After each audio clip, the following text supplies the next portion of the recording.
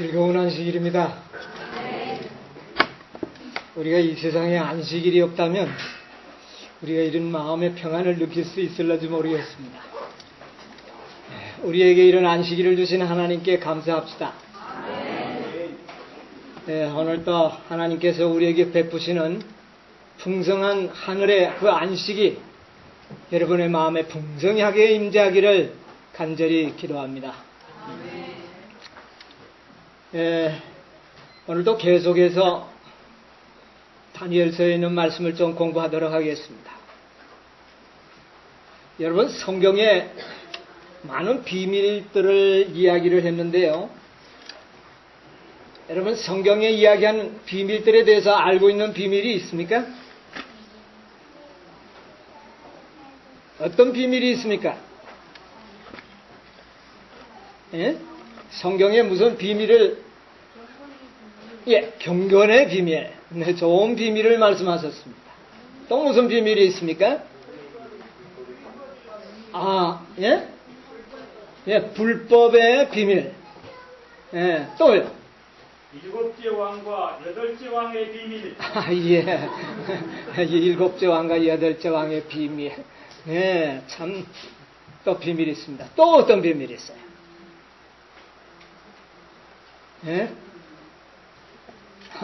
기억이 안 납니까? 믿음의 비밀, 복음의 비밀, 교회에 대한 비밀, 많은 비밀들이 있습니다.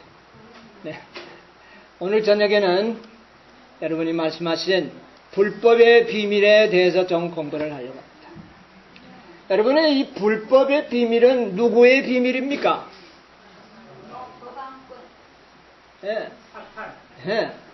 다 맞는 이야기입니다. 좀 더 넓은 의미에서는 사단의 비밀이죠. 여러분, 우리가 사단의 비밀을 아는 것이 중요할까요? 언제 누가 이야기했습니까? 지피지기하면 뭐 어째요? 백전불패. 그러니까 적을 알고 그 다음에요, 나를 알면 절대로 지지 않는다는 그런 그 인간의 참 좋은 지혜 말이죠. 자, 우리가 오늘 저녁에 우리가 좀 공부하고 하는 것은 불법의 비밀입니다. 그러니까 우리로 말하면은 누구의 비밀을 아는 겁니까? 적의 비밀을 아는 것이죠. 우리 참 중요한 주제입니다. 적의 비밀을 아는 것.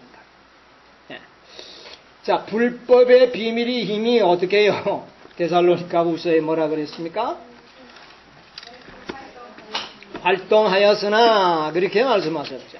이 불법의 비밀은 이미 사도 바울이 살아계셨을 있었을 때부터 활동하기 시작한 비밀입니다.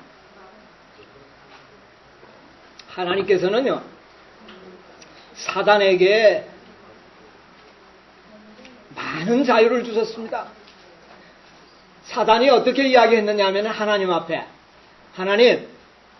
하나님이 만드신 그 율법은 매우 불공평합니다. 불완전합니다. 제가 하나님이라면 이렇게 온 우주를 통치하겠습니다.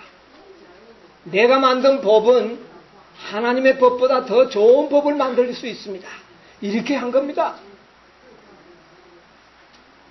그러므로 만약 하나님께서 그 이야기를 들은 하나님께서 사단을 어떻게 해버린다면,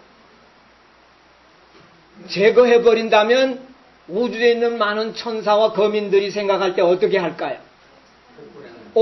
하나님 봐라, 자기보다 더 좋은 법을 만든다고는 우리 천사장을 그만 없애버리네.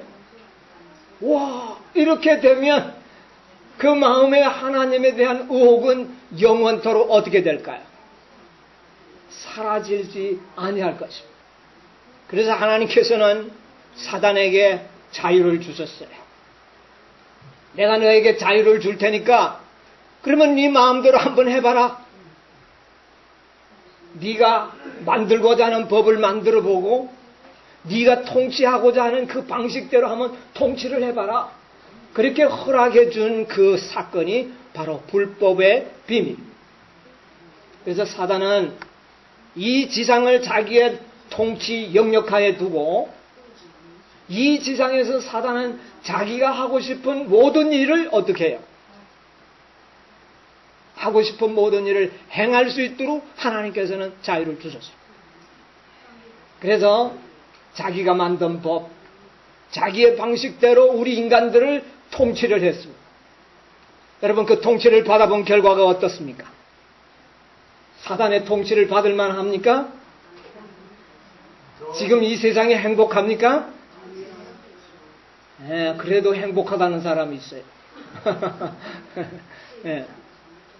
그래서 하나님께서는 이 사단의 모든 비밀들을 우리에게 공개해 주시려고 생각하시는 것입니다. 여러분, 그것을 공개해 주신 책이 뭐냐 하면은 다니엘서와 요한계시록입니다. 네. 이 다니엘서를 우리가 연구하면 사단의 비밀을 알 수가 있습니다. 어떻게 앞으로 이 세상을 통치해 나갈 것을 다니엘서에 하나님께서는 선지자를 통하여 기록해 놓으셨습니다.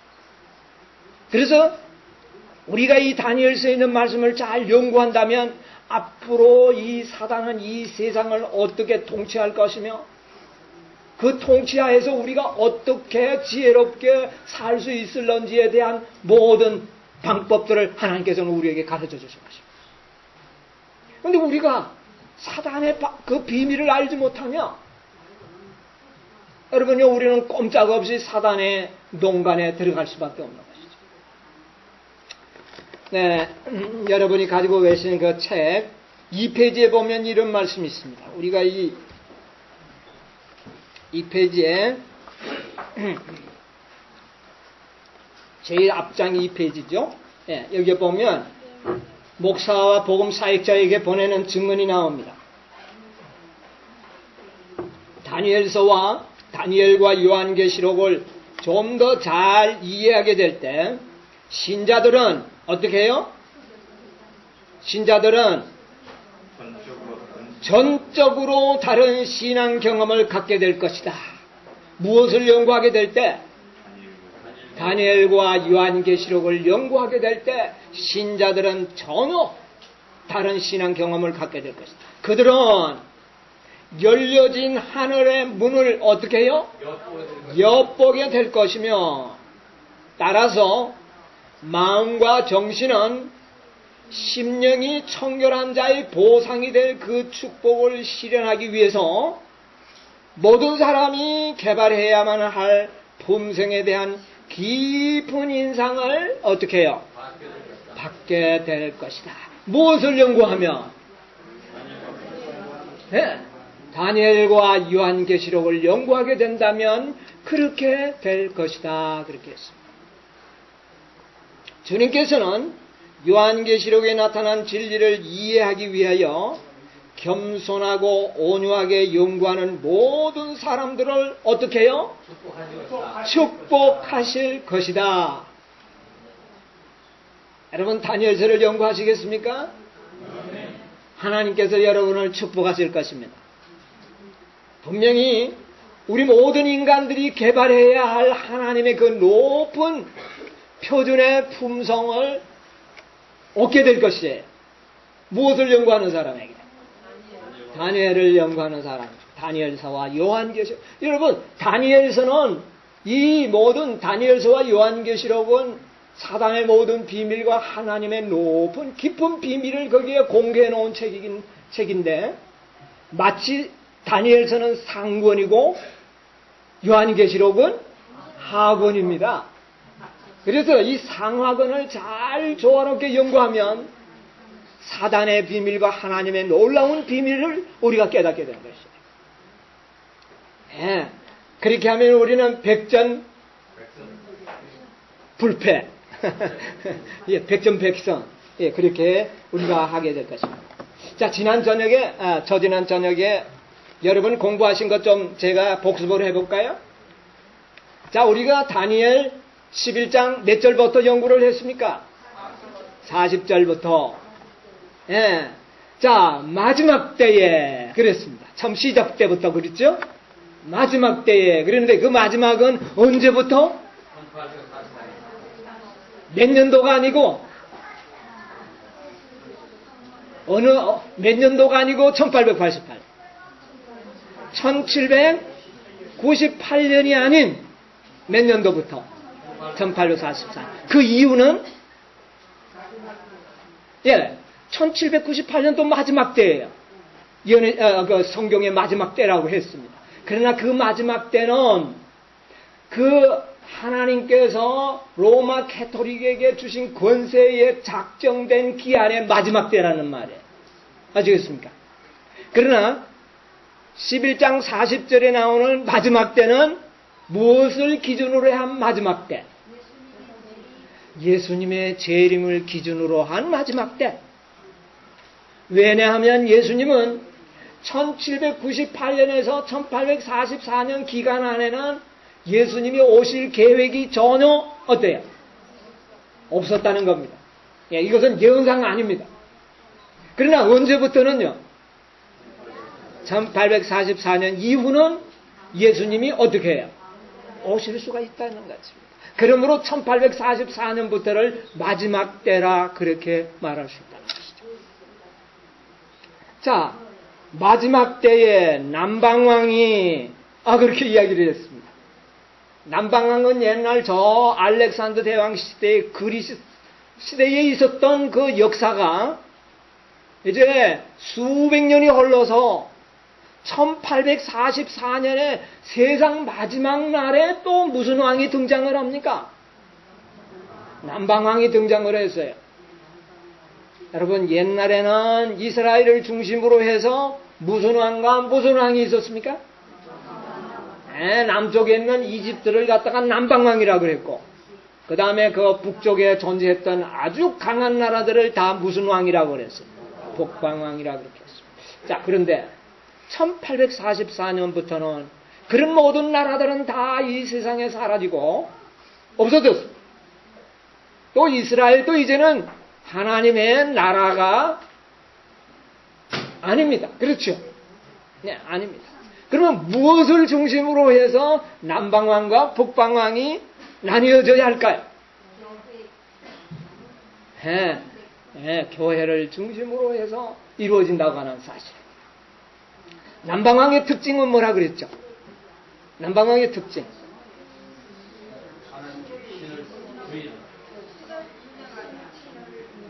신을 인정하지 않으려고 하는 사상.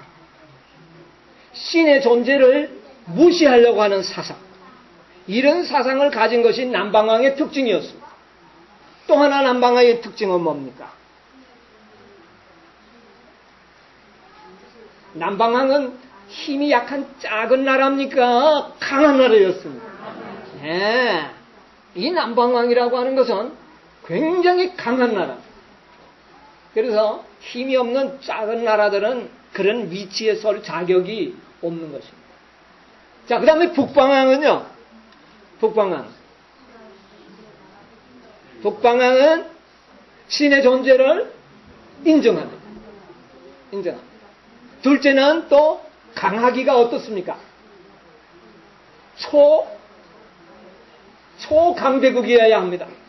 매 시대마다 이 북방왕은 이 지상을 호령하는 그런 강한 나라들로 이루어져 있었습니다. 자, 북방왕의 시작은 어느 나라부터? 바벨론. 그 다음에요?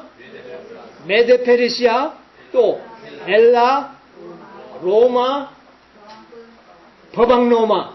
다 강했습니까? 아주 강했습니다. 그런데 이 북방왕의 특징은 신의 존재를 인정하지만 특히 누구를 대적하는 역사를 가지고 있습니다. 이 북방왕은 신의 존재를 인정하면서도 참신을 항상 어떻게 했습니까? 대적하는 일을 했다고 하는 이런 전통을 가지고 있다는 사실을 기억해야. 그래서 우리가 지난번에 오늘날의 남방왕을 그런 남방왕의 속성을 가진 나라를 찾아보니까 어느 나라였습니까? 지금은 이 역사에서 어떻게 해요? 회오리 바람처럼 물이 쓸어가 버린 것처럼 쓸어가 버렸기 때문에 오늘날 눈에는 보이지 않지만은 불과 몇 년 전에, 몇 년 전까지 있었습니까? 지금부터 12년 전만 하더라도 그 나라는 이 지상에서 첫째, 둘째 갈 수 있는 그런 강한 나라, 소련. 그런데 그만 물이 넘친 같이 그냥 쓰나미가 지나가 버린 것처럼 쓸어가 버리고, 지금은 물이 지나간 자리에 아무것도 없는 것처럼 그 나라는 이 지구 역사에서 어떻게 됐습니까? 없어져 버렸죠. 네. 그 소련이야말로 바로 공산주의의 종주국으로서 신의 존재를 어떻게 했습니까? 부인하고 무시하는 그런, 그러면서도 초강대국이었어요. 네. 그 다음에 북방왕은요. 1844년 이후에 북방왕. 신의 존재를 굉장히 인정을 하고, 또 그 다음에 초강대국이고, 또 나중에는 누구를 대적하고? 하나님을 대적할 나라. 찾아보니까 어느 나라였습니까? 미국. 네, 틀림없습니다. 소련과 미국이 남방왕과 북방왕의 위치 가운데서 소련과 미국은 이 세상의 가장 초강대국으로서 존재했습니다. 제일 먼저 이 남방왕이 공산주의 혁명을 일으키면서 이 민주주의의 종주국이었던 미국을 침략했죠. 세계의 모든 나라들을 거의 절반 이상 공산화 만드는 엄청난 일을 해버렸습니다. 이것이 바로 예언된 것이 다니엘서 11장 40절의 이야기입니다. 네. 네. 자, 이것까지 우리가 공부를 했는데, 그래서 나중에 북방왕이 남방왕을 다시 공격해서 남방왕을 완전히 쓰나미가 몰아가듯이 없어져 버리는 이 예언이 바로 11장 40절의 예언이었습니다. 이것이 우리의 목전에서 불과 몇 년 전에 어떻게 됐습니까? 이루어졌습니다. 근데 또 한 가지 놀라운 것은요, 옛날 이스라엘 백성들 남쪽 남방왕과 북방왕은 서로 그들이 싸우기는 남방왕, 북방왕이 싸웠지만 남쪽에는 이집트와 북쪽에 있는 바벨로니아, 그리고 그 중간에 어느 나라가 있었습니까? 이스라엘이 있었습니다. 그래서 싸울 때마다 어디를 짓밟고 갔습니까? 이스라엘, 예루살렘을 짓밟고 오고 갔습니다. 이것이 사단의 무엇이었습니까? 이것이 바로 사단의 계획이었습니다. 그래서 이 두 나라들에 의하여 하나님의 백성들이 무수하게 짓밟히고 성전은 더럽혀졌던 역사를 보게 되는 것입니다. 자, 그러면 1844년 이후에 소련과 미국이라고 하는 두 초강대국의 그 와중에 하나님의 교회는 어떤 일이 일어났습니다. 자, 우리 중국에서 오신 우리 형제자매님 계시는데, 공산주의가 있을 때 하나님의 교회들이 어떤 일을 당했습니까? 예, 엄청나게 비판을 당했습니다. 예, 이게 두 초강대국의 싸움이 없었던 이런 일은 없었습니다. 자, 민주주의 국가에서는요, 종교 자유를 무한히 줬지만 공산주의와 대결하기 위하여 민주주의에는 강한 군대를 어떻게 했습니까? 아주 강한 군대를 만들었습니다. 자, 그 강한 군대를 만들기 위하여 다른 모든 사회에서는 종교 자유가 허락됐었지만 군대에서만큼은 무슨 자유가 없었습니까? 종교 자유가 없었습니다. 그러므로 하나님의 모든 백성들이 어디에 가서 다 실족했습니까? 군대라고 하는 이 특수 사회 속에서 다 실족해버린 거예요. 결과적으로 남방왕과 북방왕의 싸움 속에서 하나님의 교회가 어떻게 됐습니까? 어려움을 당하도록 하는 것이 사단의 무엇이다? 계획이었다. 여러분, 우리는 소련과 미국의 싸움으로만 알았지만 사단은 그 싸움을 통하여 어느 교회를? 하나님의 교회를 그렇게 핍박하기 위하여 그런 전쟁들이 있었다는 사실을 우리는 지금이라도 알아야 되는 것입니다. 자, 이래서 이제 40절까지 봤고요. 이제 시간이 없기 때문에 41절을 이제 오늘 저녁부터 공부하도록 하겠습니다. 자, 이제 북방왕이 남방왕을 진멸하고 난 다음에 북방왕이 어떤 일을 하게 되는지에 대해서 이제 우리가 공부를 하도록 하겠습니다. 41절에 그는 누굽니까? 그가 북방왕이, 다시 말하면 누가? 미국이 그 말입니다. 미국이, 북방왕이 어디에요? 영화로운 땅에 들어갈 것이요. 많은 나라를 어떻게 할 것이라? 망하게 할 것이나 오직 어떤 사람만? 에돔과 모압과 암몬 자손의 정죄한 자들은 그 손에서 벗어나리라. 자, 이제 이 말이 뭐냐 그 말입니다. 이제 남방왕은 사라졌습니다. 여러분, 사단은요, 자신이 이용하고 난 다음에 필요 없을 때는 없애버립니다. 무슨 말인지 아세요? 남방왕이 사단에게 충성했습니까? 안 했습니까? 충성했습니다. 그러나 이제는 남방왕의 그 사용 가치는 이제는 끝나버린 겁니다. 여러분, 사단은 무신론주의가 아닙니다. 사단은 무신론주의가 아니에요. 사단은 누가 뭐가 되려고 했던 존재입니까? 자신이 하나님이 되려고 했던 것이에요. 그럼 무신론 사상하고 맞는 겁니까? 이거는 없어져야 될 존재예요. 그런데 언제까지 필요하냐며, 언제까지 이 존재가 필요했느냐 하면은 미국과 로마 캐톨릭이 원수지간이었습니다. 그랬죠? 예. 그런데 사단은 누구를 통하여 앞으로 자신의 대리자를 삼으려고 합니까? 누구를? 여러분, 미국은 아닙니다. 미국은 이용은 하지만 미국도 언젠가는 뒤편으로 물러나야 돼. 사단의 최종적인 이 지상의 대리자는 누구냐 하면 로마 캐톨릭입니다. 로마 법왕권이에요. 그것이 예언에 나와 있습니까? 예, 요한계시록 13장에 힌트를 좀 드리고 공부하죠. 요한계시록 13장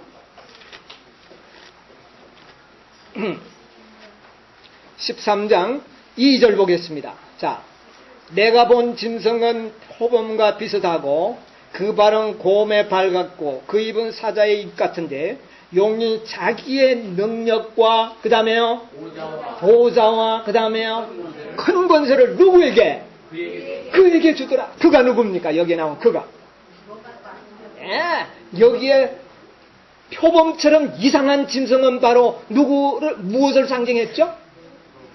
로마 법왕권을 상징했습니다. 그러므로 사단은 이 법왕권에게 무엇을 준다는 겁니까? 자기의 권세와 영광과 능력과 뭐까지도, 보좌까지도. 여러분, 이걸 잘 기억해 주시기 바랍니다. 뭐까지도? 보좌는 누가 앉는 겁니까? 왕이 앉는 자리입니다.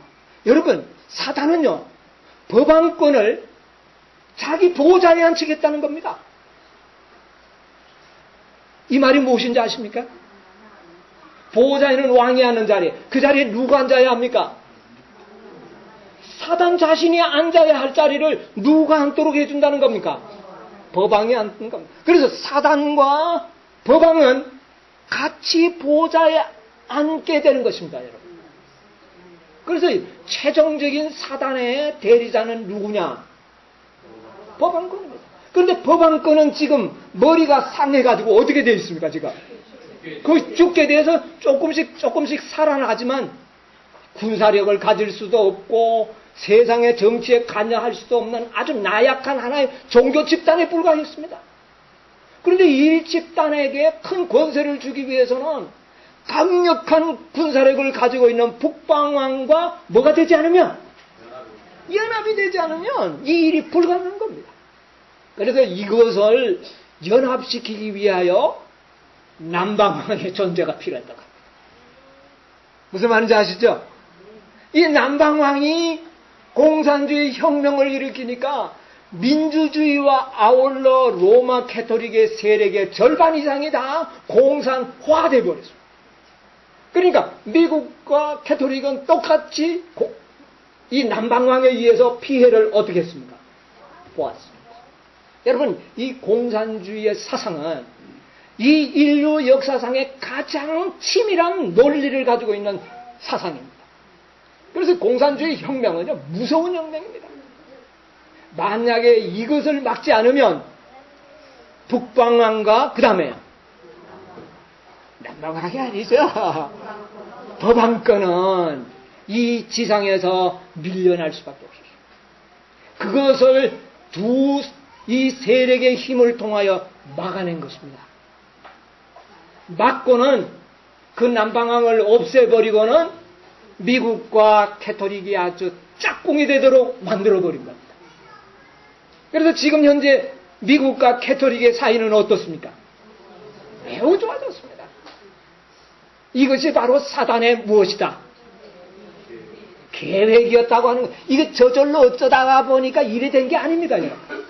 이것은 이미 그렇게 되도록 사단이 옛날부터 그렇게 계획했던 것을 하나님께서는 당신의 선지자를 통하여 보여주신 거예요. 아시겠습니까? 자, 이제 로마 법원권과 미국은 하나가 되었습니다. 하나가 되어서 이제 전면에는 지금 누가 나와 있느냐면 미국이 나와 있지만 그 뒤에 후원은 누가 해줍니까? 법원권이 해주면서 이제 이 미국으로 하여금 자기가 행하고자 하는 궁극적인 목적을 이루기 위하여 행동하도록 하는 것이 바로 이 다니엘서 41절로부터 45절까지 있는 말씀입니다. 자, 이제 보도록 하겠습니다. 11장 41절에 자, 여기 보니까 그가 북방왕 미국이 어디에 들어갈 것이며 영화로운 땅. 자, 여기서부터 이제 영화로운 땅이 어디냐? 지난번에 제가 대강 이야기했지만은 오늘날 많은 이 재림 교회 학자들이 이야기하는 것은 영화로운 땅은 누구라고 들었습니까, 여러분? 미국이라는 말을 가장 많이 들었을 겁니다, 최근에는. 그렇죠? 그런데 우리가 연구한 바에 의하면 미국은 영화로운 땅이 아니라 무슨 왕입니까? 북방왕입니다. 네, 북방왕이에요. 그러니까 영화로운 땅은 미국이 아니라는 사실이죠. 이미 또 그리고 왜 미국이라고 설명을 하느냐 하면 미국에서 재림교회가 세대 천사의 기별이 시작되었기 때문에 미국은 영화로운 땅이다. 또 하나님의 교회에 본부가 있기 때문에 영화로운 땅이다. 그렇게 설명을 하려고 합니다. 그러나 여러분이요, 미국은 예언적으로 봐서는 양처럼 생긴 그런 짐승으로 올라왔지만은 나중에는 뭐처럼 말하는 짐승입니다. 용처럼 말하는. 북방왕은 궁극적으로는 누구를 대적하는 존재라고요? 하나님을 대적하는 존재입니다. 그 예언의 중심에 미국이 바로 하나님을 대적하는 용의 대리자 역할을 할 것에 대해 예언되어 있기 때문에 이미 1844년 이후에 1984년에 미국과 캐토릭은 연합이 되었다. 연합된 이후에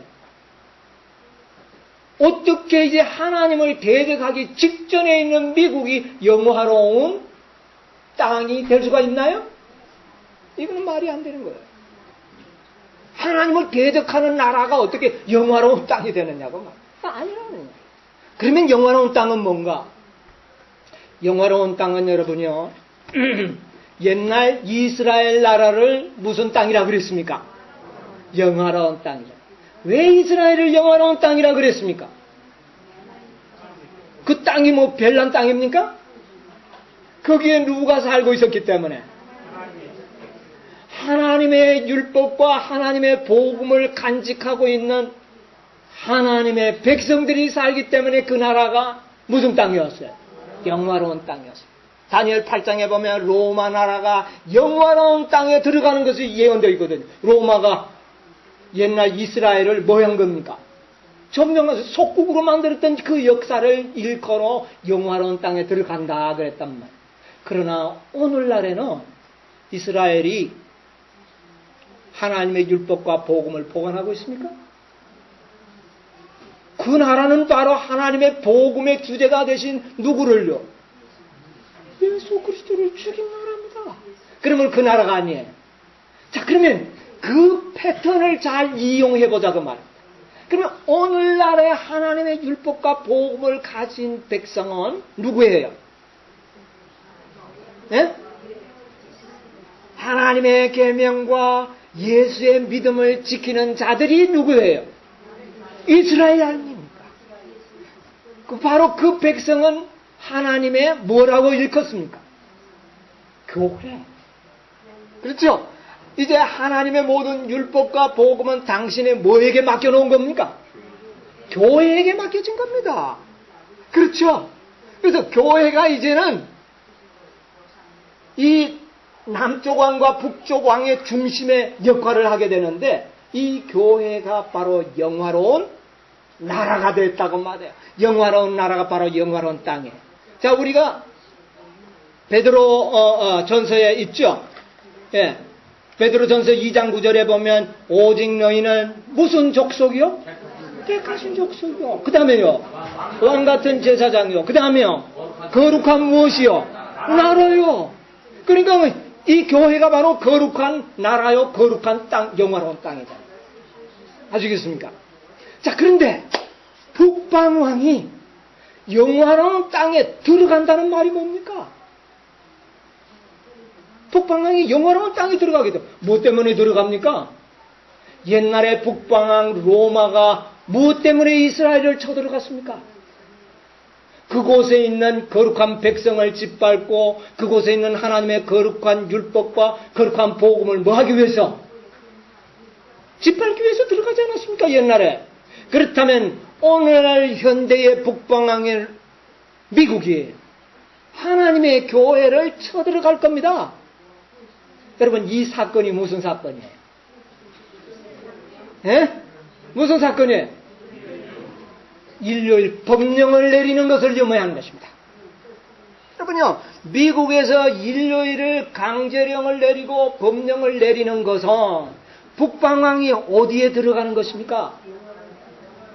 영화로운 땅에 들어가는 것입니다. 그러므로 이 예언은 미국에 의하여 일요일 강제 휴업령이 내릴 것을 상징과 예언으로 우리에게 보여주신 것입니다.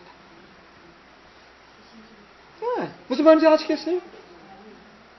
자, 그런데 문제는 11절에 보면, 자, 영화로운 땅에 들어가는 것은 이제 교회의 하나님의 율법과 거룩한 복음을 짓밟기 위해서 또 그의 성도들을 짓밟기 위해서 미국이 무엇을 만든다? 일요일 법령을 만든다는 그 예언입니다. 그 다음에 두 번째 그 문단을 보세요. 문단을 보면 많은 나라를 뭐하게 할 것이나 미국이 많은 나라를 패망케 할 것이라고 그랬어요. 여러분, 이게 무슨 말인지 압니까? 많은 나라를 패망케 한다. 이게 무슨 말일까요?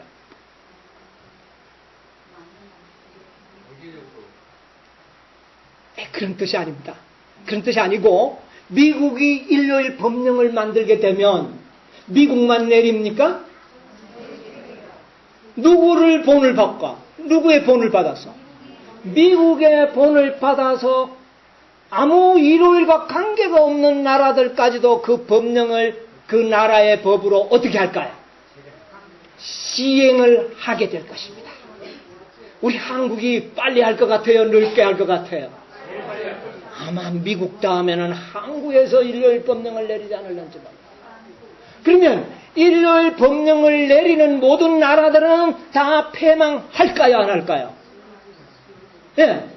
미국의 본을 받아서 일요일 법령을 내리는 모든 나라가 패망하겠어요? 안 하겠어요? 하나님의 진노에 무엇을 받을 것이라? 진노의 포도주의 잔을 받게 될 것이다. 무엇을 받음으로 말미암아? 그의 오른손과 이마에 무슨 표를 받으면? 짐승의 표를 받으면 그도 하나님의 진노의 포도주를 마시리라. 이 예언이 바로 여러 나라를 어떻게 해요? 패망케 할 것입니다. 미국만 망하는 게 아닙니다. 이것을 예언한 거예요. 자, 그 다음에 보면 패망케 할 것이나, 그 다음에요, 오직 어떻게 해요? 에돔과 그 다음에 모압과 암몬 자손의 존귀한 자들은, 자, 제가 시간이 없어서 이거 좀 안 읽었는데 좀 읽어야 되겠습니다. 여러분이 제 이야기만 하니까 좀 뭐 한데요. 자, 52페이지를 한번 보시기 바랍니다. 51페이지에서부터 52페이지, 제 51쪽 밑에 첫째 줄부터 누가 한번 그 소리를 읽어주시기 바랍니다. 예. 종교적 기한이 미국 안에서 이루어지고 하나님의 계명을 지킨 자들을 박해하기 위하여 교회와 국가가 연합하게 될 것이라는 예언은 아무 근거도 없고 불합리한 것으로 단정되어 왔다. 그리고 종교 자유에 오고자 했던 이 나라가 교회의 다른 형태로 변할 수 없다고 단호하게 공언했다. 예, 옛날에 엘렌지 화이트 선지자께서 이 예언을 하실 때만 하더라도 미국이 일요일 법령 같은 것을 만들어서 종교를 제한하는 법령을 만든다는 것은 뭐 할 수가 없었다. 상상할 수 없었다고 반대했습니다. 믿지 않았습니다. 근데 여러분, 오늘날의 미국의 상태를 보면 가능할 것 같아요, 안 해요? 매우 그런 짓을 하고도 남는다는 것을 이제 알게 됩니다. 자, 그 밑에 442페이지. 새끼양과 같은 뿔과 용과 같이 말하는 소리는 그 표사하는 나라가 구하는 바와 실제적 행동이 놀라울 만큼 모습됨을 가르친다. 이제 새끼양과 용은 이게 비슷한 겁니까, 이게? 완전히 모순이라는 겁니다. 미국의 시작은 양이었지만 나중에 하는 모든 짓거리는 뭡니까? 용처럼. 네. 그 다음에 국가가 말한다는 것은 그 나라의 입법과 사법상 권위를 행사함을 의미한다. 그와 같은 행위를 통하여 그 나라가 일찍이 국시로 공포한 자유와 평화의 원칙의 허위임을 증명한다. 용처럼 말하고 먼저 나온 짐승의 모든 것을 쓴다는 예언은 그 나라가 일찍이 용과 표범과 같은 짐승으로 구성된 나라들이 나타낸 표적한 영신과 박해의 영신을 드러낼 것을 명백히 예언하고 있다. 그리고 이 두 뿔 가진 짐승이 땅에 거하는 자들로 처음 짐승에게 경배하게 하니 곧 죽게 되었던 상처가 어떻게 해요? 나은 자니라. 이게 어느 존재? 로마 법왕권. 예. 이래서 이 예언은 지금 우리 목전에서 지금, 그러니까 이게 40절은 성취되었고 41절이 바로 성취되기 직전에 누가 살고 있습니까? 우리가 살고 있습니다. 여러분이 얼마나 우리가 위태로운 시대에 살고 있다는 사실을 기억하세요. 이제 곧 북방왕은 영화로운 땅에 들어오기 위하여 만반의 준비를 다 하고 있습니다. 미국에서는 이미 1888년부터 미국 안에 일요일 법령을 만들어야 된다고 하는 소리가 각 곳에서 울려 퍼지고 있습니다. 1888년에 이미 미국 연방정부의 국회에는 일요일 법안을 상정되어 있습니다. 상정되어 있다면 언제든지 방망이만 거수하고 방망이만 두드리면 어떻게 되는지 아십니까? 법이 만들어지는 그런 입장에 되겠습니다. 미국의 국회의원들이 거의 태반이 천주교인이요, 태반이 개신교인들로 만들어져 있습니다. 하나님께서 허락만 하신다면 당장이라도 무엇가 내릴 수 있도록, 일요일 법령이 내릴 수 있도록 되어 있습니다. 그런데 왜 안 될까요? 땅 사방에 지금 하나님께서 무엇을 잡고 있습니까? 뭐가 끝날 때까지? 인치는 삽이 맞죠. 여러분이요, 일요일 법령이요, 당장이라도 내릴 것 같지만 내리지 않는 이유는 바로 인치는 삽이 끝나지 않았기 때문에 지금 우리가 이렇게 안전하게 이렇게 태평스럽게 살아가는 겁니다. 그러나 언제 이 일이 맞춰질는지는 이성에 아무도 모르는 시기에 우리가 살고 있는 겁니다. 여러분, 우리가 다니엘서와 요한계시록을 연구하면 새로운 신앙관념을 갖게 될 것입니다. 자, 그 다음에 이 일요일 법령을 통하여 참교회는 무시무시한 핍박을 받을 것을 예언되어 있다. 이것이 바로 남방왕과 북방왕을 일으킨 사단의 뭡니까? 궁극적인 목적이다. 그 말입니다. 잘 아셔야 돼요. 예, 적을 알아야 됩니다. 자, 그 다음에 많은 나라를 패망케 한다는 말은요, 거기 53페이지 리브 앤드 헤랄드 1888년 거기에 있는 말씀 한번 읽어보세요. 특별한 의미로 하나님의 율법이 미국에서 폐지될 때가 오고 있다. 미국의 이정자들은 법을 제정하여 일요일 준수를 강제할 것이며 하나님의 백성들은 큰 위기를 맞게 될 것이다. 미국 구에서 종교적 특권과 관련된 인간의 양심을 억압하기 위하여 법률을 제정하여 일요일 준수를 강요하고 제7일 안식일을 지키는 사람들을 권력으로 억압할 때 하나님의 율법은 사실상 미국에서 폐지된다. 국가적 배도는 국가적 파멸로 이어질 것이다. 예. 그런데 중요한 것은 일요일 법령을 만드는 나라들마다 어떻게 될 것이다? 패망하게 될 것이다. 그러니까 북방왕에 의하여 많은 나라가 뭐 할 것이다? 패망케 할 것이다. 그 예언이 그렇게 이루어질 것입니다. 자, 그 다음에 54페이지에 에돔과 모압과 암몬의 정죄한 자들은 그 손에서, 그 손 누구 손? 북방왕의 손에서 벗어나리라. 그 말입니다. 그러면 모압과 암몬과 이런 에돔 조속은 누굽니까? 옛날에 모압 자손은 누구였죠? 에돔은 누구 자손입니까? 누구의 후손? 에서는 누구의 아들입니까? 이삭의 아들이죠. 예, 이삭의 아들이고, 모압과 암몬은요, 롯의 아들들이죠. 손자들이죠. 자, 그러면 보세요. 이들은 다 아브라함의 뭡니까? 혈족들이죠.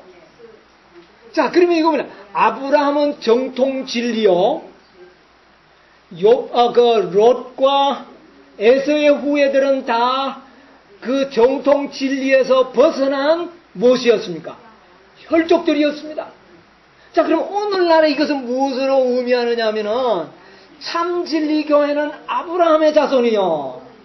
오류 교회들, 참 진리에서 벗어난 모든 교회들은 에돔과 그 다음에요, 모압과 그 다음에요, 암몬 자손들입니다. 여러분, 그렇게 해석이 돼요. 이렇게 해석이 되면 여러분, 지금도 일요일 교회 안에 또 감리교회 안에 그런 교회에 존귀한 자들, 신실하게 하나님을 섬기는 자들이 있어요, 없어요? 그런 자들은 구원을 받을 것이다. 일요일 법령이 났을 때 그런 존귀한 자들은 일요일 법령이 나고 안식일이 크게 드러나고 하나님의 율법이 변경되지 않았다는 사실이 나타날 때에 그 존귀한 자들은 어떻게 될까요? 그곳에서 나와 어떻게 될까요? 구원함을 받게 될 것입니다. 그것을 갖다가 에돔과 암몬과 모압 자손의 존귀한 자들은 무엇을 받을 것이다? 북방왕의 손아귀에서 벗어나서 구원을 받을 것에 대한 예언입니다. 자, 초기문지 261페이지에 있는 말씀 읽어보세요. 나는 하나님께서 명목상의 재림 지도들과 타락한 교회들 가운데 당신의 성실한 자들을 가지고 계실 것을. 자, 어디에요? 어디에? 명목상의 재림 신도들과 그 다음에 이게 바로 에돔과 모압 자손들입니다. 아시겠습니까? 에돔과 모압 자손들이 타락한 교회들, 어느 교회들입니까? 일요일 교회들을 이야기합니다. 그 다음 명목상에 이름만 가지고 있는 재림교회도 이곳에 포함된다는 것을 아십시오. 자, 그 다음 계속 읽으세요. 재앙이 내리기 전에 교역자들과 백성들이 이러한 교회들로부터 부르심을 받고 어떻게 해요? 나와. 그 다음에 기쁨으로 진리를 받아들일 것이다. 예. 사단은 그것을 알고 있다. 그러므로 셋째 천사의 집들이 크게 종파되기 전에 그는 이러한 종교단체들 중에 능력을 베풀어 진리를 거절한 자들이 하나님께서 그들과 함께한다고 생각하도록 만든다. 그는 신실한 자들을 속여 하나님께서는 아직도 그 교회를 위하여 역사하고 계심을 믿도록 유인하고 한다. 그러나 빛이 비칠 때 모든 신실한 자들은 타락한 교회를 떠나 남은 우리와 함께 서 모든 신실한 자들은 타락한 교회를 어떻게 해요? 떠나서 하나님의 남은 백성들과 뭐 할 것이다? 함께 살 것이다. 연합할 것이다. 이게 바로 종기한 자들은 뭐 할 것이다? 구원을 얻을 것이다. 바로 이 예언입니다. 하나님께서 얼마나 사단의 계획을 소상하게 밝혀주시고 하나님의 역사를 보여주시지 않았습니까? 너무나도 확실한 이야기입니다. 자, 그 다음에 타락한 교회를 가운데 있는 신실한 자녀들이 바로 이돔과 암몬과 모압인들 중에 존귀한 자들이요.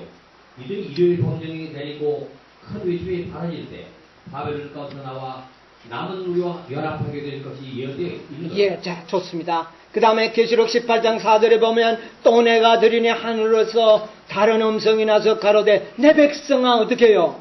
거기서 나와 그의 죄에 참여하지 말고 그의 받을 재앙을 받지 말라. 받지 않고 나오는 자들이 에돔과 모압과 암몬 자손의 뭐한 자들이야? 종기한 자들이야. 그 말입니다. 네. 자, 이제 그 나중 이야기들은 다 나중에 또 읽어보시기 바랍니다. 자, 그 다음에 시간이 없으니까 넘어가겠습니다. 42절에 이제 나오는 말씀을 보겠습니다. 자, 그가 그랬습니다. 42절에 그가 열국의 그 손을 펴리니 어떠냐? 애굽 땅도 면치 못할 것이요. 자, 그가 누굽니까? 그가 북방왕이 어디에 손을 펼 것인데? 열국에 손을 펼 것이며 그 다음에요. 열국이 어디입니까? 에돔과 모압과 암몬 자손을 제외한 불신 나라들, 종교와 관계가 없는 나라들, 이런 나라들은 열국에 속하는 열국들입니다. 그 다음에 애굽은 뭡니까? 애굽은 완전 무신론주의자들. 그러니까 인류의 법령은 어디에까지 손이 뻗쳐진다는 말입니까? 무신론주의자 나라. 중국이 무슨 인류하고 관계가 있습니까? 그렇지만 중국도 그 법령을 어떻게 할 것이라는 겁니까? 받아들일 것이라는 겁니다. 그래서 일요일 법령은 전 세계적인 법령이 될 것이다. 아시겠어요? 일요일 법령은 어느 한 국가, 한 부분적으로 내리는 법령이 아니라 미국에서 시작되지만 이 법령은 어디로 퍼지며? 열국에 퍼지며 심지어 어느 나라까지? 애굽까지. 애굽은 뭡니까? 유혹은 누구건데 하면서 신의 존재를 인정하지 않는 그런 나라들까지도 이 법령을 어떻게 할 것이다? 받게 될 것이다. 여러분, 이 말입니다. 일요일 법령이 얼마나 광범위하게 전 세계에 퍼질 것에 대해서 말씀하고 있는 거예요. 자, 이것이 성경에 예언되어 있습니다. 요한계시록 13장 15절로 17절에 보면, 자, 한번 읽어볼까요? 저가 권세를 받아. 저가 권세를 받아 그 짐승의 우상에게 승기를 주어 그 짐승의 우상으로 말하게 하고 또 짐승의 우상에게 경배하지 아니하는 자는 몇이든지 다 죽이게 하더라. 자, 16절을 같이 한번 읽어가요. 시작. 저가 모든 자, 큰 자나 부자나 빈궁한 자나 자유한 자나 종들로 그 오른손에나 이마에 표를 받게 하고, 자, 여기에서 벗어날 사람이 있다는 말입니까? 없단 말입니까? 없다는 말입니다. 이 법령은 전 세계적이 되어서 모든 사람이 이 법령을 밟도록 할 것이다. 애굽 땅까지 열국이 다 이것을 박아낼 것이다. 예? 성경주석 7권에 있는 말씀 한번 읽어보세요. 모든 나라와 방언과 백성들은 이 거짓 안식일을 경배하는 명령을 받게 될 것이다. 이날을 경배하도록 강요하는 법령이 온 세상에 어떻게 될 것이다? 발효될 것이다. 여러분, 이것은 어느 나라가 제외되지 않습니다. 그렇게 하도록 하기 위하여 이 세계는 지금 준비되어 있습니다. 정말 시간이 좀 충분하다면 이 세계가 앞으로 어떻게 이 법령을 받아들일 수밖에 없는지에 대한 그 상세한 이야기를 좀 해드리고 싶은데 그렇게 할 시간은 없습니다. 이 책을 읽으면 여러분 이해하시게 될 것입니다. 자, 그 밑에 있는 말씀도 중요합니다. 외국 나라들은 미국의 본을 따른다. 어느 나라를 본을 따른다? 미국의 본을 북방왕 미국의 본을 따르게 될 것이다. 그 다음 비록 미국이 순도를 할지라도 세계의 모든 지역에 있는 우리 백성들에게는 동일한 유의가 가치다. 예, 어느 나라도 면제되지 않고 어느 곳에 살더라도 이 법령의 제한을 받지 않는 곳은 없다. 예, 도망갈 국리는 하시지 마시기 바랍니다. 뭐를 준비해야 될까요? 믿음을 준비하는 길밖에 없어요. 예. 자, 그 다음에 43절을 보도록 하겠습니다. 43절. 그가 권세로 애굽의 금은과 모든 법을 잡을 것이요 리비아 사람과 붓 사람이 그의 시중이. 자, 여기에 이제 문제가 있습니다. 왜 세상 모든 나라가 이 법령을 받게 되느냐? 이유가 있습니다. 북방왕이 어떻게 해요? 그의 권세로, 이 북방왕의 권세로 어떻게 하겠다고요? 애굽의 금, 은, 모든 보물을 어떻게 해요? 다 잡아버릴 것이다. 여러분, 이게 사단의 계획입니다. 사단의 계획은 뭐냐 하면은요, 그 미국의 강력한 군사력을 이용해가지고 세상의 모든 보물을 다 북방왕의 손아귀로 들어오도록 만들 것이다. 여러분, 오늘날 이 세상은요, 돈이 다 어디로 가는지 아십니까? 여러분 집에 돈 얼마나 가지고 있습니까? 아마 돈 한 돈 10만 원 이상 갖고 있는 분이 별로 없을 거예요. 전부 어디에 놔놓고 삽니까? 은행에 놔놓고 삽니다. 그 은행 누구 겁니까? 여러분, 아무리 여러분이 많은 재산을 가지고 있어도 불과 가지고 있는 것은 종이 몇 장밖에 가지고 있지 않고 다 어디에 놔놓습니까? 여러분, 무슨 짓 하고 있습니까? 도대체가. 사단이 그렇게 만들어놨어. 여러분이 빼빠지게 노래그래가 돈 벌어도 다 어디 갖다 놓습니까? 그거 돈 지금 누가 쓰고 있습니까? 기가 차는 일입니다. 이 돈을 이용해서 모든 나라들을 꼼짝하지 못하도록 만드는 것이 누구의 계획이었습니까? 그렇습니다. 여기에 대한 비밀들을 여러분에게 좀 이야기하고 싶은데 참 시간이 이것은 좀 많이 걸립니다.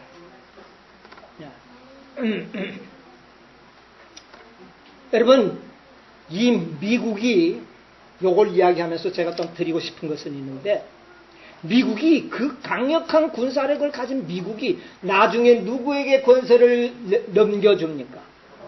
법안권에게 넘겨줍니다. 왜 법안권에게 넘겨줄까요? 그 좋은 권세를. 예? 뭐가 없었어요? 여러분, 미국이 속빈 강정입니다. 우리나라보다 더 못 사는 나라예요. 빚이 더 많은 나라입니다. 여러분, 이 세상에 선진 20개국 G20이라 그렇게 이야기하죠. 선진 개국을 순서적으로 매기면 뭔지 아십니까? 빚이 많은 나라일수록 선진국입니다, 여러분. 여러분, 이게 진실입니다. 미국이 제일 크고 잘 사는 나라인데 빚이 가장 많습니다. 우리나라도 선진국 20개국에 들어가는 나라인데 우리나라 빚이 얼마인지 아세요? 이거 우리 갚을 길이 없습니다. 근데 이 세상에 가장 가난한 나라가 부자입니다. 빚이 없어. 북한에 아마 빚 별로 없을 거예요. 주는 나라가 있어야죠. 빚을 주지 않습니다, 저런 나라. 그러니까 빚이 없으니까 부자죠. 여러분, 정말 놀랄놀자입니다. 그러면 전부 빚쟁이면 누가 빚을 줍니까? 예? 전부 빚쟁이에요. 미국도 빚쟁이, 일본도 빚쟁이, 저 프랑스, 스페인, 이탈리아, 독일, 뭐 그리스 전부 파산 직전에 헌들헌들하는 나라들인데 그들이 다 선진국이에요. 그럼 그 나라에 누가 빚을 줍니까? 어느 나라가 주고 있어요? 북한이 주고 있습니까? 은행이 주고 있습니다. 은행이. 그런데 그 은행은 누구 겁니까? 미국 연방은행 미국 것 아닙니다. 스위스 중앙은행 스위스 나라가 아닙니다. 영국의 그 나라 은행이 영국 은행이 아닙니다. 이상하죠? 네, 모순입니다. 모순이에요. 그래서 미국은 은행에다가 빚을 얻어쓰고 은행에다가 이자를 주면서 살아온 나라입니다. 시작부터 그랬던 나라가 미국이에요. 자, 우리 조금 제가 좀 보여드릴 게 있는데요.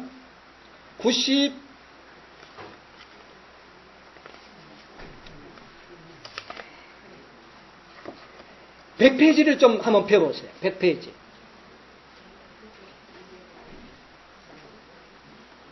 이것이 사단의 계획입니다. 이것을 통해서 사단은 온 세상이 다 짐승의 표를 일요일 법령을 받아들이지 않으면 안 되도록 만들어 놓은 것이 바로 이 방법인데, 자, 그 믿지 못할 사실들 보세요. 미국 연방, 예, 미국 국가의 소유가 아니다. 예, 그다음에 미국은 개인은행에 이자를 주고 돈을 빌려 쓰고 있다. 또요, 유명한 IMF 은행도 미국 소유가 아니다. 또요, 스위스의 세계 중앙은행도 국가 소유가 아니다. 예, 영국의 중앙은행, 프랑스 중앙은행 등 명목상으로는 정보기관이지만 실질적으로는 국가 소유가 아니다. 이들 몇몇 중앙은행들이 전 세계의 금 70% 이상을 보유하고 있다. 금을 기준으로 화폐를 발행한다는 원칙이 무너지고 있다. 자, 원래는 화폐를 발행할 때는 뭐의 기준에서 만들어내야 합니까? 금을 기준으로 해서 화폐를 만들어내야만이 이 돈의 가치가 어떻게 해요? 떨어지지 않습니다. 그런데 요즘 어떻게 하는지 압니까? 요즘 미국에서 경제신문에 주로 쓰여지는 단어 가운데 하나, 재정 완화 정책이라는 말을 자주 합니다. 이 재정 완화 정책이 뭐냐? 여러분 그건 뭔지 모르죠? 저도 그건 뭔지 몰랐어요. 근데 나중에 보니까 재정 완화가 뭐냐면은 금을 기준으로 해서 내는 것이 아니라 너무 달러가 지금 막 그 미국에 돈이 없으니까 인세를 좀 해가지고 돈을 좀 늘리자는 정책이 재정 완화 정책입니다. 그래서 종이에다가 뭐 해내는 겁니까? 돈을 인세를 해가지고 돈을 양을 늘리는 것이 재정 완화 정책입니다. 그러면 결과는 뭡니까? 달러화의 가치가 어떻게 될까요? 떨어집니다. 얼마나 많은 돈을 금과 상관없이 찍어냈는지 이제 사람들은 모르고 있습니다. 그러면 이 돈이 가치가 있어요, 없어요? 전혀 없는 시대에 우리가 살고 있습니다, 여러분. 그래서 성경에 보면 마지막 때에 금이 뭐가 쓸고 녹이 쓸고 은이 뭐가 쓸고 녹이 쓰고 동록이 뭐 이게 뭐냐면 돈의 가치가 완전히 없어져 버려요. 쓸모가 없어져 버리는 거예요. 여러분 이런 시대에 우리가 살고 있습니다. 자, 그런데 한 가지만 좀 이야기를 좀 드려야 되겠는데요.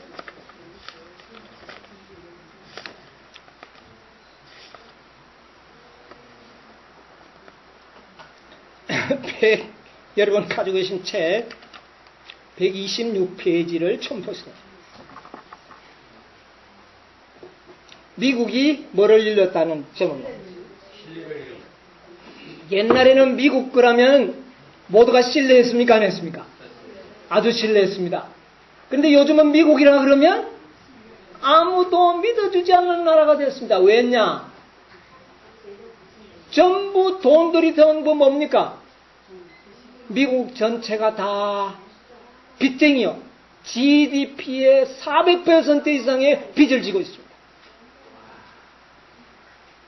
4년 동안 미국이 어린아이서부터 할아버지까지 하나도 먹지 않고 꼬박 모아야만이 빚을 갚을 수 있는 그런 빚을 지고 있습니다. 이게 가능한 일입니까? 갚을 수 있을까요? 자, 그러면 이 미국이 2007년도 미국발 서브프라임 모기지 사건이라 그래가지고 엄청난 금융위기가 일어났던 것을 통해가 미국이 다 뽀루가 다 나버렸습니다. 미국이 속빈 강정이라는 것이 전 세계 다 폭로가 다 돼버렸습니다. 여러분도 다 잘 알아요. 자, 그러면 미국이 이 달러화가 만들어진 역사를 129페이지에 조금 제가 기록을 했는데요. 달러화의 역사를 조금만 우리가 알 필요 있습니다. 여러분이요, 돈 좋아하지 마시기 바랍니다. 아무것도 아닙니다, 여러분. 자, 보세요. 달러화는 미국의 28대 대통령 우드로 윌슨이 1914년 연방준비법을 비준함으로 만들어진 화폐입니다. 자, 좀 읽어보세요. 연방준비법이란 달러화는 분명 미국 화폐이지만 달러화를 발행하는 권한은 미국 정부가 아니라 민간은행의 권한을 갖는다는 식으로 상시에서 벗어난 법안으로서 달러의 주인이 미국가 아니라 개인 은행 주인. 여러분, 달러화가 미국 돈이 아니고 누구 돈입니까? 개인의 돈입니다, 여러분. 은행에서 달러를 만들어내면 미국은 그 돈을 어떻게 해요? 빌려가서 써야 되는 이런 시스템이 연방준비법이라는 겁니다. 그런데 왜 미국의 이 윌슨 대통령 때에 이걸 만들었는데 대통령들이 머저립니까? 왜 이런 법을 만들었을까요? 이상하죠? 왜 정치가들이 이런 법을 비준을 해주고 만드느냐고 말이에요. 그것이 왜 그러냐면 미국은 그때 당시에 이미 1929년에 무슨 협약이 있었다고 그랬습니까? 제가 라테란 협약이 있었습니다. 그때에 이 이탈리아가 이 로마 법왕권에게 엄청난 그 위약금을 물어내줬습니다. 그것이 약 9천만 달러인데 그 돈을 캐톨릭은 금융사업에 투자를 했는데 그 금융사업가가 누구냐면 J.P. 모건입니다. 그런데 이 연방준비법을 만들 그 당시에 미국에는 J.P. 모건과 록펠러가 미국의 모든 돈들을 장악하고 있었습니다. 여러분, 정치가들은 뭐에 연약합니까? 돈 없이면 대통령도 국회의원도 도지사도 될 수가 없습니다. 그래서 이 연방준비법을 만들 때에 J.P. 모건과 록펠러의 막강한 영향력 하에 이 준비 법안이 금융가들에 의해서 만들어졌고 그 만들어진 법을 대통령이 거기다 뭐만 찍은 겁니까? 도장만 찍은 겁니다. 왜 이런 짓을 했을까요? 왜 바보 짓을 했을까요? 그 이유는 이들의 비위를 건드렸다가는 뭐가 될 수 없으니까 대통령은 될 수가 없는 그런 사회적 상황이 미국 사회에 일찍이 조성되어 있었다고 말합니다. 그러니까 이 금융가들의 모든 재력이 뒤에 누가 조정을 하는 겁니까? 그 막대한 자금이 어디서 투자해 준 겁니까? 제수잇 법안권에서 투자해 준 겁니다. 지금 이 세상의 모든 은행들은 파산당하고 있지만 J.P. 모건과 록펠러가 만들어낸 J.P. 모건 그 은행만은 금융가만은 지금 또 세계 전혀 흔들림이 없는 자본을 가지고 운영을 하고 있습니다. 모든 세계 은행들을 관리 관장을 하고 있는 그런 역할을 하고 있습니다. 자, 그렇기 때문에 이 돈의 위력을 가지고 있기 때문에 정치가들은 그 말을 들어주지 않으면 어떻게 해요? 안 되는 겁니다. 자, 그래서 이것을 개혁해 보려고 했던 대통령들이 들어 나왔습니다. 이거 말이 안 되잖아요. 어떻게 나라가 개인에게 돈을 빌려 쓴단 말입니까? 그래서 나라가 직접 돈을 만들자. 이래서 개혁을 일으키려고 했던 대통령들이 나오는데 그 대통령들이 누구냐면 에이브라함 링컨. 그 다음에 또 제가 기억을 잘 안 나는데요.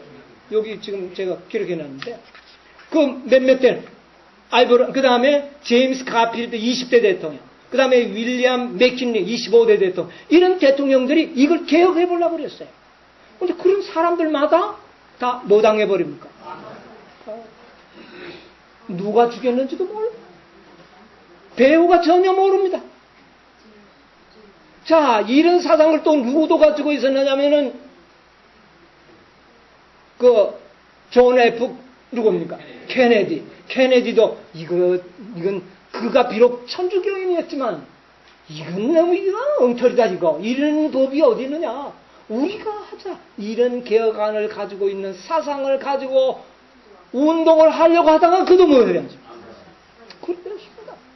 이건 자세히는 몰라요. 그런데 요행하게도 이런 금융개혁을 하려고 하던 대통령마다 다 어떻게 됐어요? 그 배후에는 프리메이슨이라는 무서운 지하단체가 존재하고 있습니다.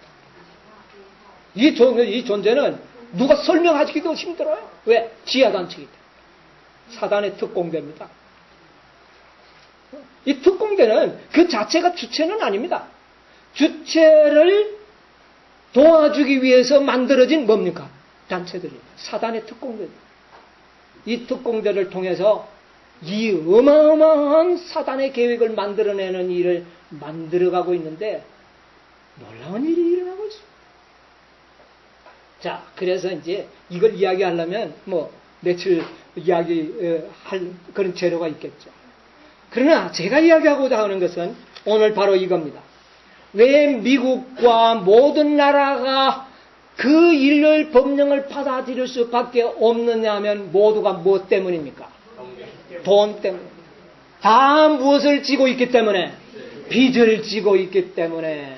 지금 이 세계에서 만들어지는 모든 법안들은 누가 만드느냐 하면 형식적으로는 정치가들이 만들지만 실제적으로는 금융가들에 의하여 법이 만들어지고 누가 도장만 찍는지 아십니까?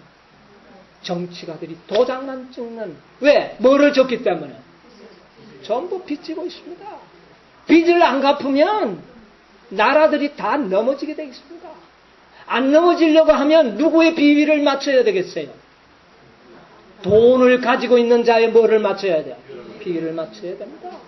그 가운데 하나도 누구냐 하면 미국입니다. 미국도 이제 신용은 자꾸 잃는데 누구는 신용을 얻습니까? 이 세상의 모든 나라가 다 신용을 잃었습니다. 선진국들 다 흔들흔들, 영국도 흔들거립니다. 얼마 전 신문에 보니까 영국의 신용을 강등시켜야 된다는 신문에 나는 걸 제가 봤어요. 그러면 다 신용을 잃는데 누구만이 신용을 잃지 않아요? 로마 법안. 로마 법안은 신용을 잃지 않습니다. 그래서 결국은 나중에 어떻게 될까요? 미국은 더 이상 세계의 주도권을 갖는 나라 행세를 하기가 어려워집니다. 그래서 부득불 누구에게 권세를 이양할 수밖에 없어요. 법안권에게 이양합니다. 그러나 법안권은 미국을 통하여 뭐를 만들기까지는, 일요일 법령을 만들기까지는 자기가 뒤에 앉아있는 것이 사단의 계획입니다. 네. 그래서 미국은 불갑을 그렇게 하는 겁니다. 그래서 미국은 일요일 법령만 내려가지고 모든 것을 다 지배한 이후에는 지상에 누가 등장하게 될까요? 그때부터 법안권이 이제 이때가 상처가 완전히 회복되는 겁니다. 이때가 되면 계시록 17장에 나오는 일곱째 머리, 일곱째 왕으로서 법안권이 등장하게 될 겁니다. 아시겠습니까? 이런 놀라운 예언들이 여기 되어 있습니다. 자, 그 다음에 보겠습니다. 오늘 45절까지는 마쳐야 되겠는데요. 자, 44절로 넘어갈까요? 그래서 우리 여러분이요, 이렇게 제가 말씀드린 것은 여러분 절대로 돈의 노예가 되어서는 안 됩니다. 여러분 돈은 여러분의 주머니에 나는 10만 원 이외에는 다 은행에 있습니다. 그 쌓아둔 은행의 돈은 다 녹이 쓰고 말 겁니다. 사단이 지금 어디에 인용할까요? 하나님의 백성들을 잡아주는 그런 모든 법령을 만드는 압력 수단으로 돈이 어떻게 될까요? 세집니다.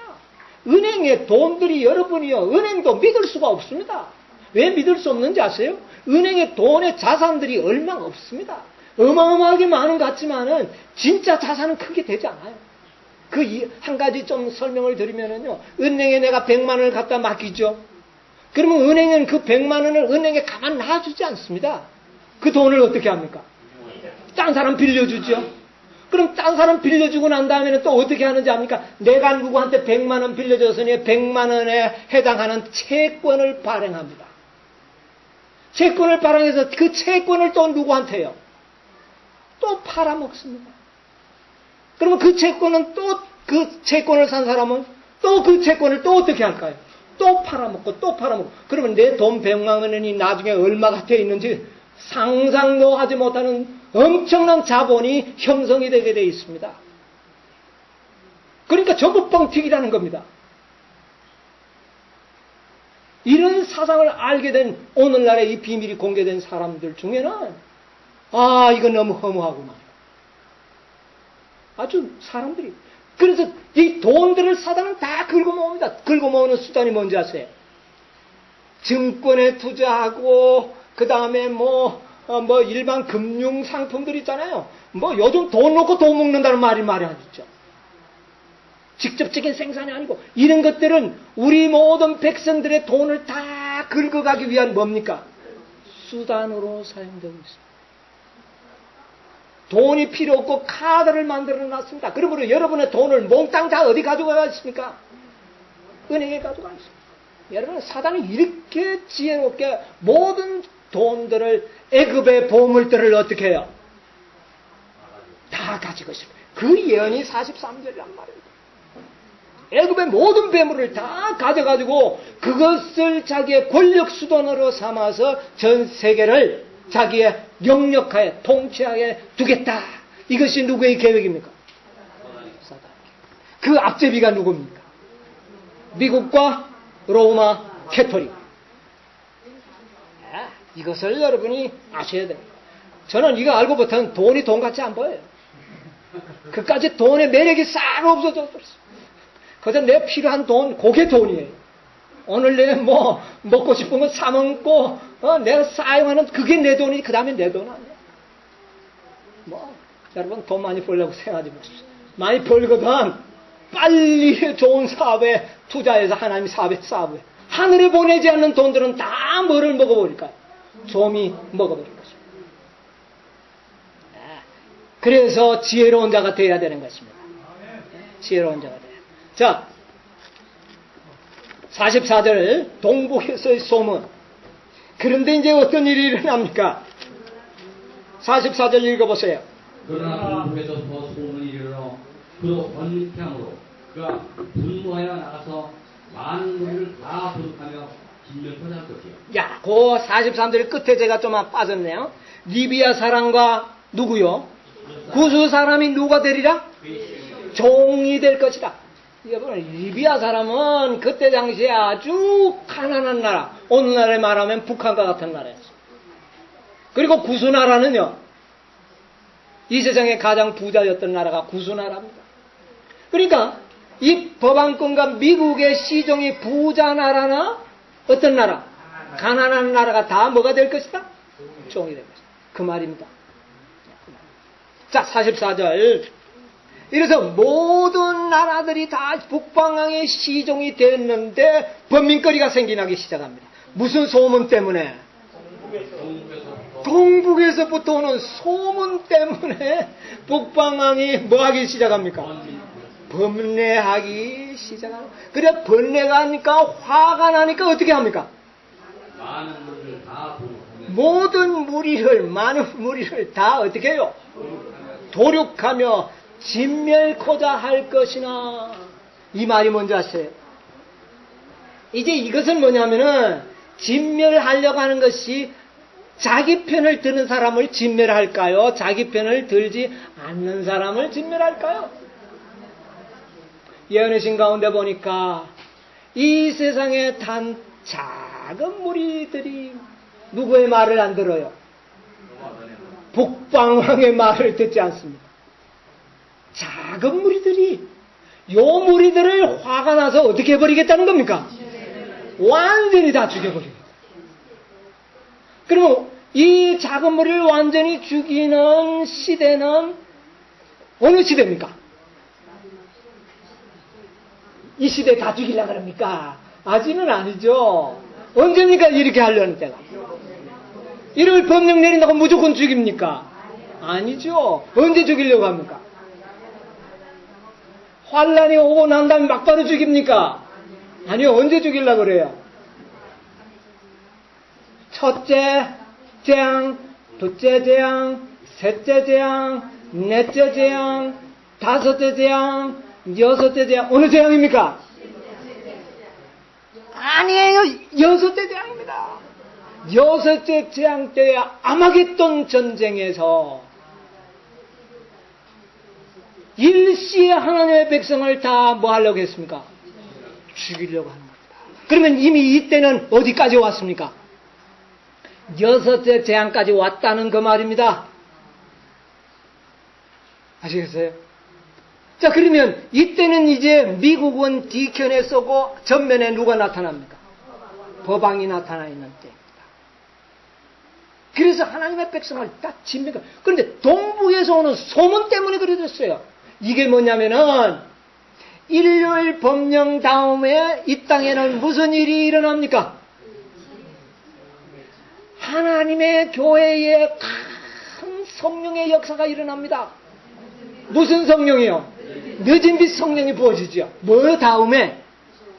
일요일 법령이 내린 다음에 교회에 늦은 빛 성령을 부어주면 성령을 받은 하나님의 극소수의 무리지만 세계 방방 곳곳에서 큰 외침이 일어납니다.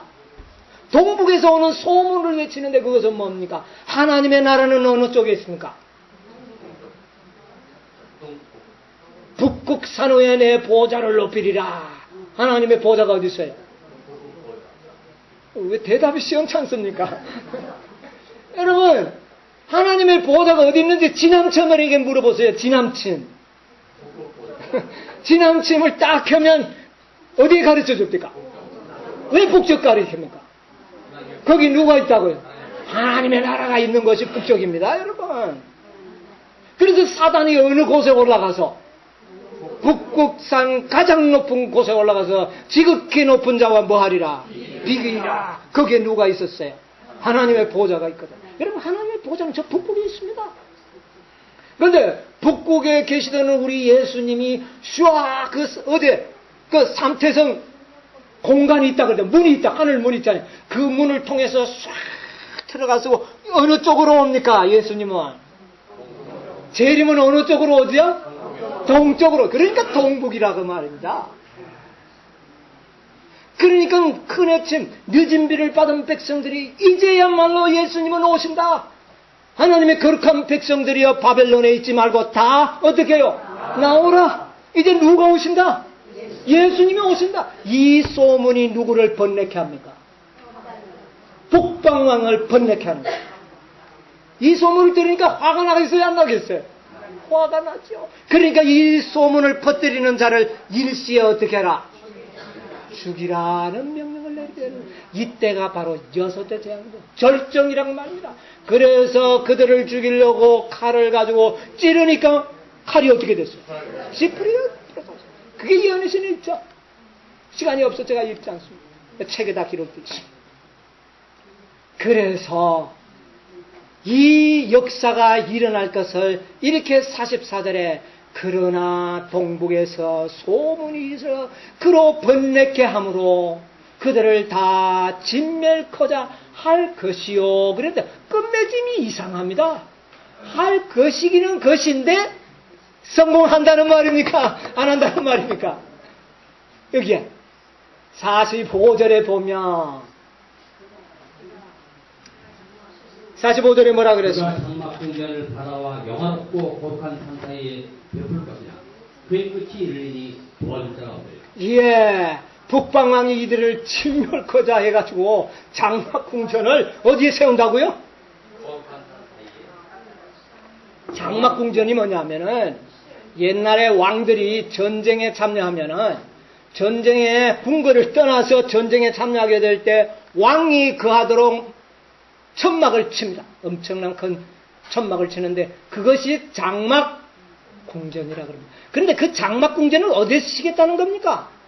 바다와 영원코 거룩한 산 사이에 세울 것이다. 이것이 뭐냐면은 이 책을 좀 여러분께서 잘 읽어보시기 바랍니다. 여기에 나오는 이 책을 오늘 저녁에 상세한 설명을 제가 못 드리기 때문에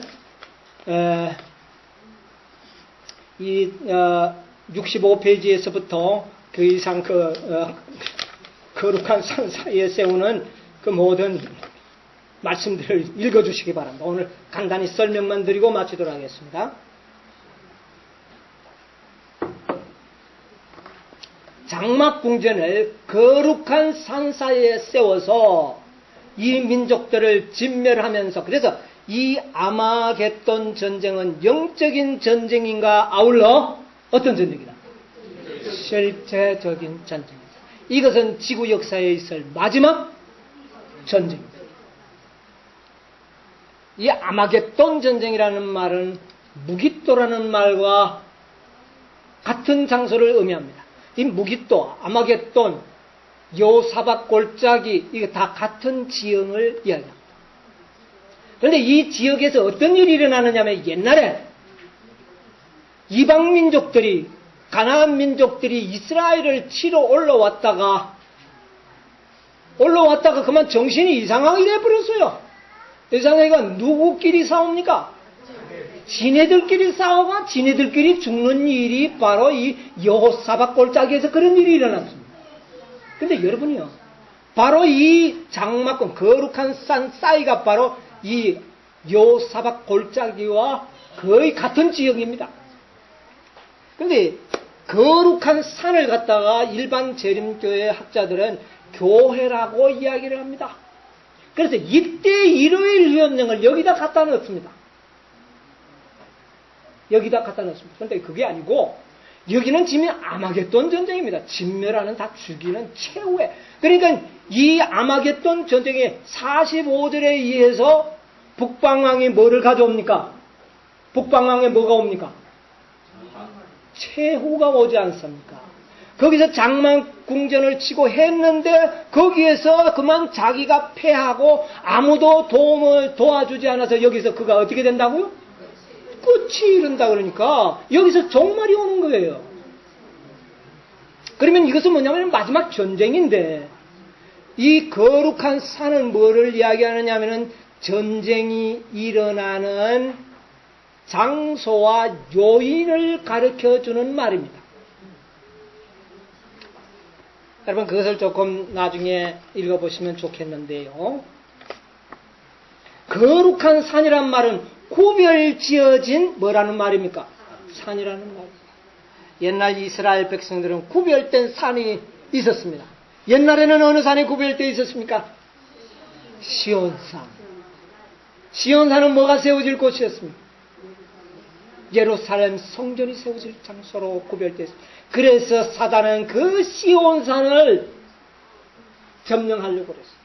지금 그 시온산, 예루살렘이 성전이 있는 그곳에 사단의 본부들이 다 들어와 있습니다.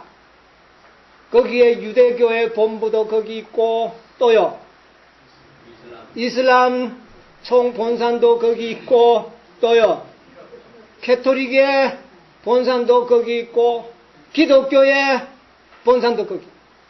전부 거기가 성지래요. 자기 성지래요. 그리고 팔레스타인들은 거기가 우리의 뭐라고요? 우리의 땅이다. 그래서 지금도 그곳은 세계의 분쟁의 불씨가 되고 있는 곳이 바로 거긴데, 그런데 이제 이 시온산은 오늘날에 와서는 구별된 산으로 성경에 말하지 않습니다. 오늘날의 성경에 유일하게 구별되어진 산이 하나 있는데 그게 무슨 산입니까? 감난산입니다. 예수님이 거기서 피땀 흘리면서 기도하던 산. 밤에 잠을 주무시지 않고 우리 인류를 위하여 탄원하시던 산, 십자가에 지시기 전에 핏방울을 흘리면서 기도하시던 산, 거기서 하늘로 승천하시던 산, 나중에 1000년 후에 이 땅에 하늘새 예루살렘 성전이 내려올 산, 구별되어 있습니다. 그러니까 그것이 하나님의 산으로 구별되어 있으니까 그것이 누가 거기에 궁전을 세우고 싶을까요? 사단이 그 땅을 먼저 점령하고 싶을 마음이 있겠어요, 없겠어요? 그래서 그것이 바로 암흑했던 전쟁의 원인이 되고 시발점이 될 것이다 하는 것을 여기에 보여주는 예언이라고 보아야 하는 것입니다. 그래서 이 감난산 여기에 이 산 사이에 전쟁하고 이 땅을 서로 점령하려고 하는 전쟁이 일어날 것이라는 겁니다. 감난산을 중심으로 해서 그 땅을 점령하려고 하는 전쟁이 일어나면 어떤 일이 일어나느냐. 여러분, 지금까지 미국과 캐토릭에 굴복한 것은 즐겨 굴복한 겁니까? 뭐 때문에 굴복한 겁니까? 돈 때문에 꼼짝없어서 하기 싫어도 1월 법령을 다 내렸지만 속에는 어때요?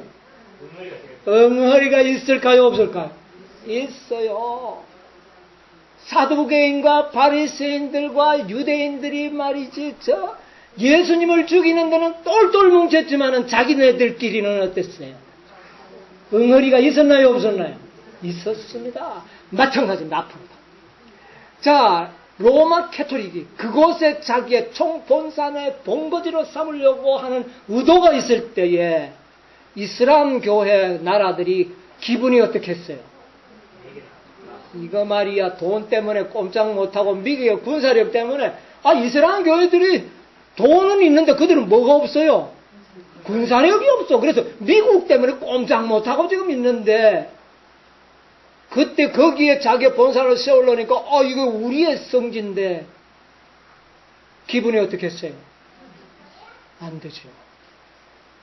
그래서 거기에는 중국 같은 나라가 미국이 좋아서 지금 연합하고 협상하고 장사합니까?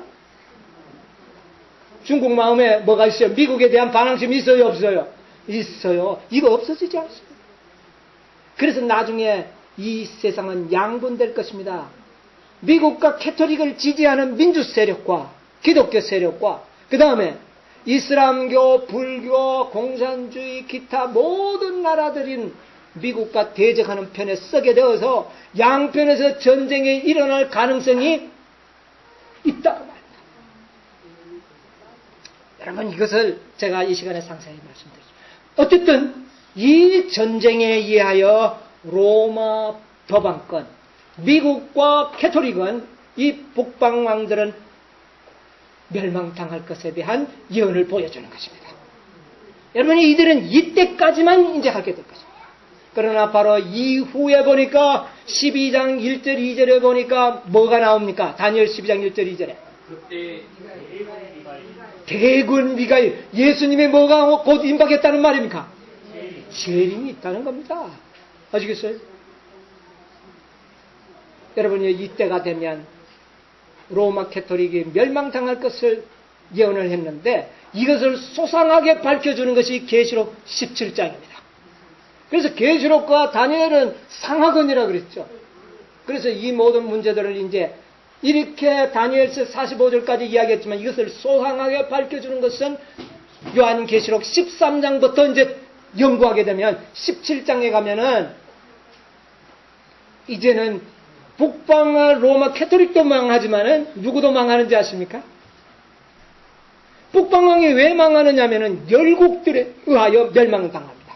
그 전쟁에서 소련과 중국과 이 연합 세력이 북방왕을 이깁니다. 이 세력들은 사단의 세력입니다. 용의 세력입니다. 그럼 뭐라 그랬습니까? 보세요. 계시록에 보면 개구리 같은 셋 더러운 영이 나오죠. 무슨 입과 용의 입과 그 다음에 짐승의 입과 거짓 선지자와 짐승은 연합했습니다. 그런데 용의 입과 이 짐승과 거짓 선자의 두 편에 의하여 아마겟돈 전쟁이 일어날 것입니다. 그런데 이 전쟁에 누가 이기느냐? 용의 세력이 이깁니다. 이게 17장에 나와요.